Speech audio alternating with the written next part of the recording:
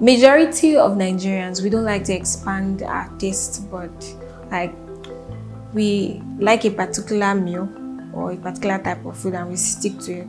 Sometimes I can be guilty of that. I don't like to try new things. So I think the fear is that we're going to keep sticking to what we know. We're going to stay comfortable. And in staying comfortable, we are not fulfilling our nutritional needs.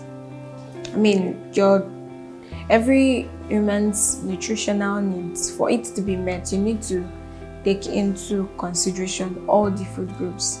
People see school as maybe when you come, you are looking good, then within 2 weeks after resumption, you are lean again. Like the students see it as a normal thing, but one of the major causes is because there's no availability of healthy foods. I eat rice mostly, so the restaurant complain because I used to tell them probably the quantity of rice given to me is not enough. So each time I say that, they tell me they complain on the cost of purchasing bags of rice. So there are many places to get food here, but the problem is that the quantity of the food you always put is very tiny. Like if you want to eat food of 200, 300, you end up spending like 500 here and you will not be satisfied. Two, when it comes to the food stuff, they will tell you things are cost in the market, this one is high, that one is this, and you know, as a student, you want to eat one meal and be satisfied. The food you meet in those canteens at times, it's not like the normal nourishing, it's just carbohydrates. That's from rice to eba to yam. Okay, so the way the Nigerian food system works is that we focus majorly on carbohydrates. Okay. It's just a thing. It's something that we've been doing for a long time, as far back as I can remember. And while we do not even take note of the other food groups, protein, vegetables, fat and oil, milk, and the likes. So I want people to actually focus on those other food groups as well.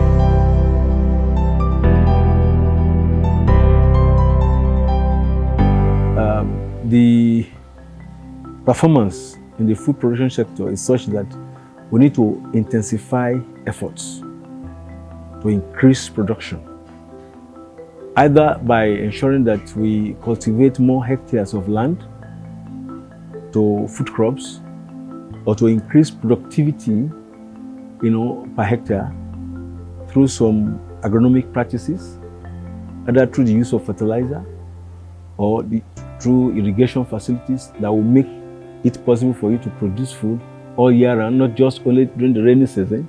And we keep on charting unemployment. The only means of employing almost all our youth anywhere in the world is agriculture. Talking about what the government firstly needs is to provide the enabling environment. Lagos State Polytechnic is seated on several hectares of land, and if this land can be put to good agricultural use, talking about planting and harvesting like full-time now, like large-scale farming, I'm sure it will be able to solve some of these problems. It doesn't only just solve the problem of the food system problem, it also solves problem of unemployment. I mean, students can even make money out of farming. The landmarks is okay. It can even accommodate more farming activities, since now Nigeria is all about farming. It would be nice because I think one, to make the food cheaper and to be in large quantity so it can go around for everyone, to be very, very good. But on a second thought, we still need these trees. We are in a Harmattan period. If there is sun and you want to just find a place to relax and read, most people do go somewhere under those trees and relax because they know it's cool. But I'm not saying they should not cultivate. If they want to cultivate, they can cut down some trees, or so use some area of land to cultivate, but not cutting down all the trees. Personally, why I'm saying that I'm in total support of subsidy for agriculture for now is this. Number one, there's no money, no employment. We have lots of unemployment graduates. It's not that they don't want to work. but the environment is not there. The conducive environment is not there. So the infrastructural decay that we are having is there. So how are you now? And this modern world that we hear now, you can't expect a young graduate to give them to go and buy cutlasses that is going to farm, that he wanted to farm. No, that was then when Adam and Eve are still using leaf to wrap their body. Not now. I'm a student, so I'm reading for a white-collar job, not farming. If there's opportunity, I can go into farming. I currently have a plan of going into poultry farming. Well, I can't go for agriculture because I'm not an agriculture student, and certainly because I don't have interest for it. I actually had passion for farming. I have a farm presently, but because of the dry season and lack of water, so I've actually stopped. So during the rainy season, I have to match farming with my school together. I'm actually studying science lab tech, so with my career and my passion, I can move everything, the two together. This is a very rewarding job, you know, and also what I like to tell people is that what gives me fulfillment in this job is that I am not just doing it for myself, I'm doing it for people out there too. This is like me providing a necessity for human beings to survive, which is food.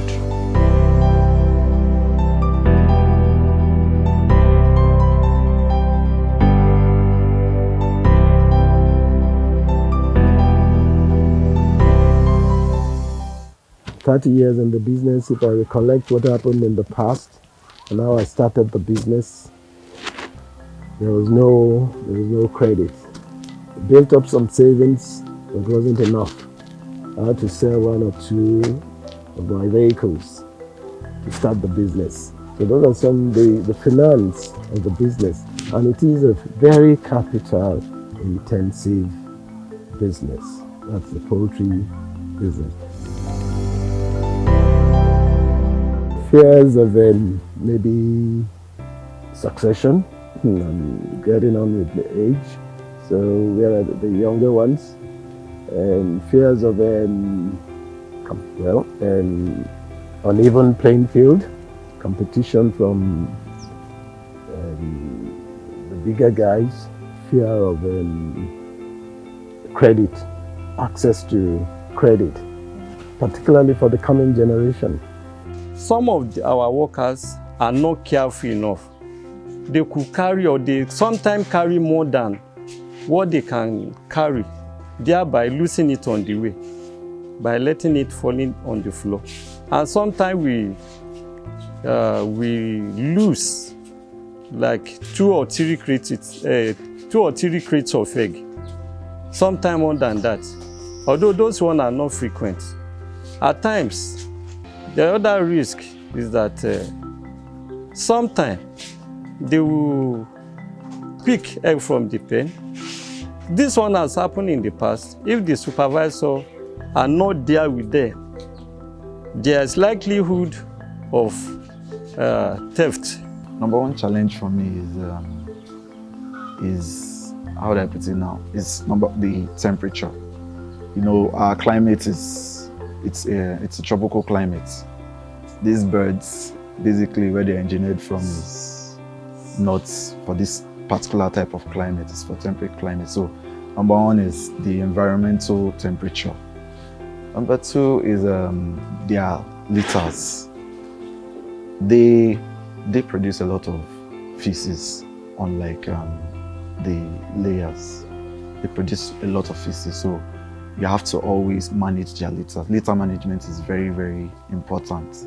You know, there is something they call the cobweb analysis. You know, sometimes it's not only for cassava, actually, for other crops too.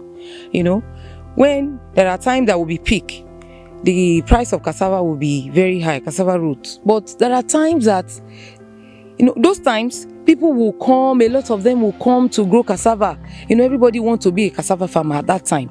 And when that happens, you know, the following year, you see that the price just crashes and everybody is back to square one.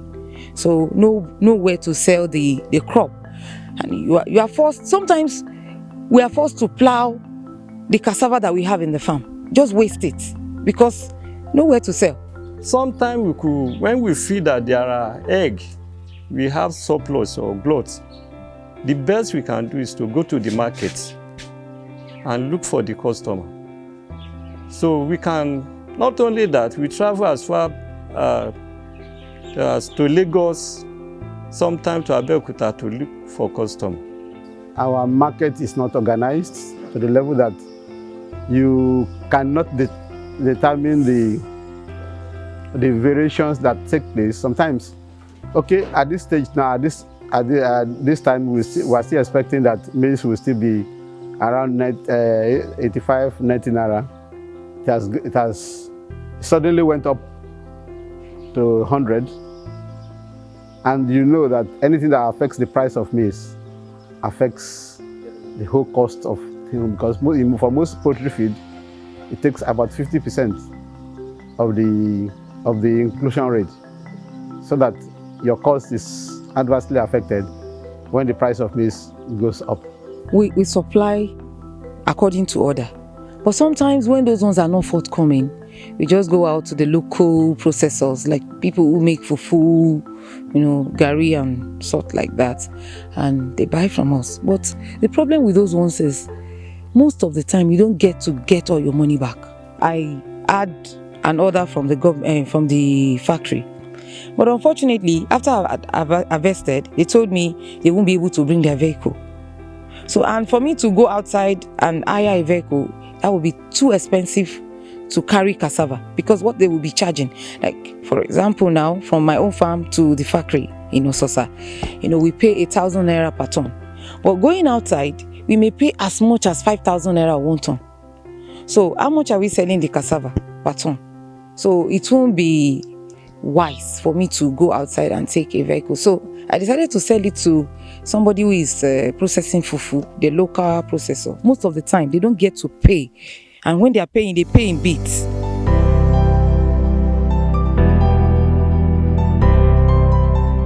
The Food Innovation Nerve Center heads into Kuto Market to discuss with the bulk fruit distributors and also food waste recyclers inside the market, with a view at seeing how the data analytical services that we're building and the Nerve Center that we're building would help provide solutions to the future of food and the future of their businesses in Southwest Nigeria. ó máa ń pọ̀ jù náà jẹun ẹ̀ tí ó sì pé a máa rí ibi kan tí a máa lè sábà pé àìtó ní serious cups kí ni kan bẹ̀. àwọn àrùn ìṣòro tí a máa ń kojú ni ìṣòro kan tó tún wà tó kojú wa lẹ́nu ọjọ́ mẹ́ta ní about 2 or 3 months ago ní irú ọjà tá a máa rà yẹn a kì í máa ń sòrò ìbúwẹ̀ ní area wa mi báyìí a máa ń travel lọ ti lọ ra ọjà yẹn. ní ìgbà kan ní ayé àtijọ́ àwọn bàbá wa gbin ọsàn gan sílẹ̀ Ẹ̀gbá tó jẹ́ ilẹ̀ Ẹ̀gbá la dẹ̀ ti ń ká àwọn ọsàn yẹn gidi gan tá a máa ń kó lọ sí Èkó tá a máa kó wá síbí, ṣùgbọ́n báyìí kò sí ọsàn ní ìpínlẹ̀ Ẹ̀gbá yìí kan mọ́ lọ títí bẹ́yẹn. A dẹ̀ máa ń wá àwọn ọsàn yìí káàkiri ni, pàápàá jùlọ lákòókò ààwẹ̀ ọ̀nà Kútọ̀nù la máa ń wá ọsàn yẹn gbà. Lọ́wọ́lọ́wọ́ yìí ẹ dẹ̀ mọ̀ bí Nàìjíríà wá ṣe rí nísìn nípa títì ọ̀nà, bí a ṣe máa gbé ọsàn wọlé pẹ̀lú páàsì 50,000 naira. Bẹ́ẹ̀ ni 50,000 naira kò tí mọ́ owó mọ́tò. a máa ní problem rẹ̀ gan jẹ́ pé rọ́ọ̀jà wo pẹnápù tó wà ní dédé yẹn ọmọ mi máa wá láti ṣáìdì ibẹ̀ yẹn ẹ̀tàn àti máa dá àdúró lọ́nà àwọn kọ́sítọ̀mù máa block àdúró lọ́nà pé mọ́tò yẹn máa lo ọjọ́ mẹ́ta tàbí wíìkì tó bá dẹ̀ máa tó tẹ̀ tó máa rí sẹ̀ ọjà yẹn ti bàjẹ́.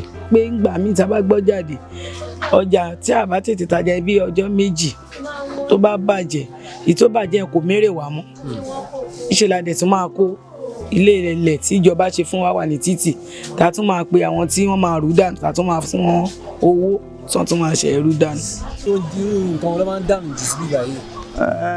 àwọn bí èso ọsàn nǹkan kan ó pọ̀ jù nǹkan tó máa ń já sí ìgbà yìí bí ọsàn àgbálùmọ̀ nǹkan kan àwọn bí èso já.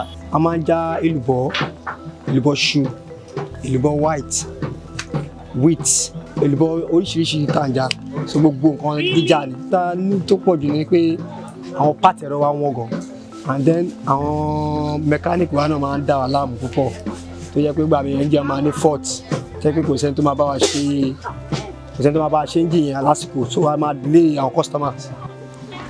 ìṣòro tá à ń kojú ata ìbọn ṣe wà myself láti máa lọ rà a máa lọ myself a máa lọ sí Ìbàdàn lọ rà but tó bá ti lè yọwọ́ báyìí ìgbà míì gan ìta ìṣà la máa tà.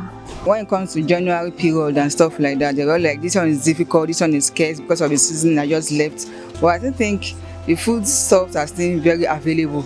Just that the price rate we considered or matters when you want to buy your food stuffs. Tó bá wọn látọ̀hún àná máa ìtẹ̀sẹ̀ tàbá dé but tó bá ṣìpù lọ́hùn àná máa lẹ́sìn owó ẹ̀ tàbá délé. Àwọn kan tó máa ń fún wa ní wàhálà náà ni èlò àwọn bẹ́ẹ̀ ata nǹkan sometimes tó bá wọ́n ó máa hard láti get. Àwọn ìṣòro tí àwọn kọjú náà kò jẹ́ pé irú kíní nísìn ó nídìí irú bó ṣe wà yìí kò ṣe kí ni ó yẹ kó bóyá bí àwọn tó bá pé bóyá bí ẹlẹ́ńjìn wà so tó bá ń dà sínú ẹ̀ńjìn á máa operate ẹ̀ á máa tẹ̀ sínú á máa lè rẹ̀ sínú so but irú bó ṣe wà nísìn ó máa ń jẹ́ kí àwọn èèyàn náà tí wọ́n wá sí ibà irú àkàbà tí wọ́n gbé sí irú ibà àìmọye ìgbà ló ti ṣe àwọn èèyàn náà lè ṣe tó bá pé bóyá bí oní ẹ́ńjìn yẹn ni wọ́n bá ti mú kíní yẹn wọ́n bá dà sí tí kíní yẹn bá kún lókè wọ́n máa fi ẹ́ńjìn yẹn máa sáàtì kíní yẹn wọ́n máa fi lọ́ọ̀ṣẹ̀ sí inú síbi pé so ayé tún máa wà. We have a lot of research topics done in our universities. Most times they end on the shelves, in the libraries, and in the departmental, shelves. But you see, the important thing is that research is meant to solve problems. So the output from research should be made available for the end users to be able to improve their operations. So there has to be a link between research that is done in the university system and the end users. A lot of challenges, and the challenges has to do with the people, with the policies, with ourselves as individuals. If the government have a very strong policy that they believe that it brings about food sufficiency for us, but most especially ordinary people, because they don't know what we always want is a quick action. And what we call a policy, it is more or less like a program. A program, it takes time before you see the result. So they don't have that patience. So those are some of the challenges. People will keep on criticizing you. And when they start criticizing you, it jeopardizes that some of your policies, a very strong policies that you have to bring about a very good food sufficiency for the nation. I'm a livestock researcher, but I have interest in livestock extension because it's not enough to just do the research on the field or in the laboratory. We have to take these innovations and these techniques to the farmers. We need a forum where the farmers can get access to this information, because the benefit to the food system is the farmers implementing these techniques. So I think the major challenge, there's a lacuna between the researchers and the farmers. So if we can bridge that gap, I think it will go a long way in benefiting the food system, because the farmers will be better equipped with the knowledge, the techniques and the tools. What you subsidize may tend to exist. What you tax may tend to disappear. So if you are placing taxes on farmers, and people feel after going through the stress, when they harvest, you still put tax, a lot of people will stop farming. But if you subsidize, a lot of people go. So we need to find a way in which our solution will integrate all these aspects. It's not easy to find markets out there, And for me, I've actually been thinking about this. If there was a platform where we could, get our market, where we could just go to and they could help us to get the markets for our products like broilers and eggs, where we could, easily distribute them out.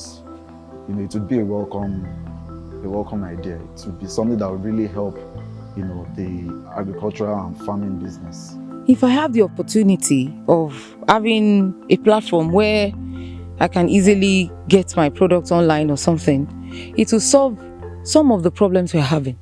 I believe that will expose the business to people who can buy better. If I get such people, I will appreciate it.